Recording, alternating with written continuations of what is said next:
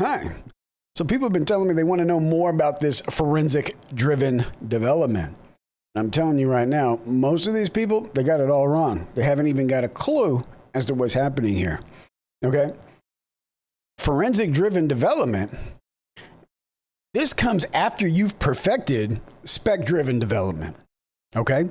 When you're so good at spec driven development that it's hard to find any evidence that something is wrong, that is when you bring in Sherlock Holmes, right? You're going to need a super forensic scientist just to be able to find problems with my code base because my specs and my plans are that good. I need Sherlock Holmes.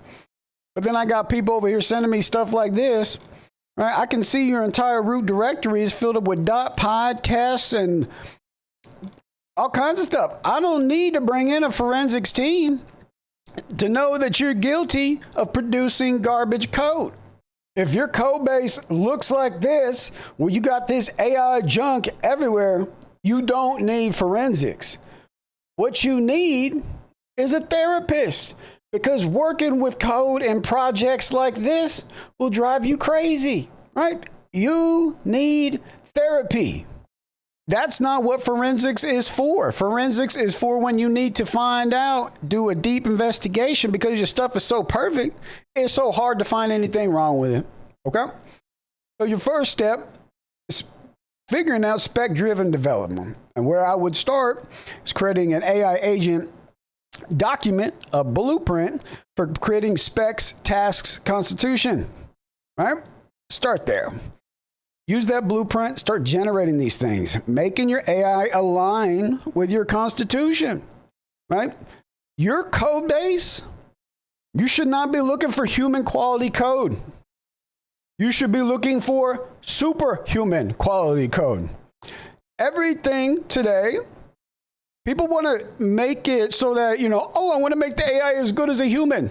You're stupid, okay? Because the AI is one form of intelligence. Human is another form of intelligence.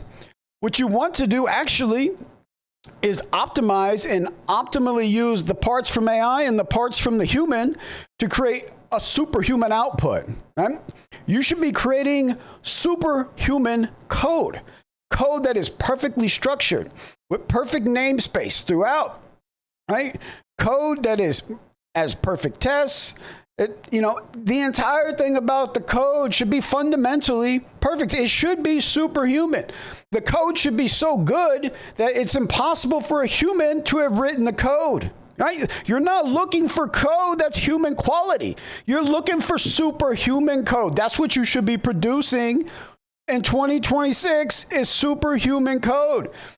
Meeting a human standard is idiotic. Because you could do so much more, and the standard should not be human. It should be so much greater, superhuman. And when you get to that superhuman code, it gets so difficult to find anything wrong with it. I have to bring in Sherlock Holmes, and that is where the forensic-driven development comes in. All right? You got to get the fundamentals down first.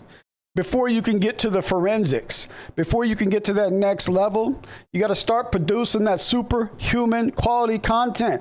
That means that you need to figure out what it is you're good at, figure out how to use AI, combine those two, optimize your outputs. A human standard is not good enough. You must produce superhuman outputs. That is the only thing that should be acceptable in 2026.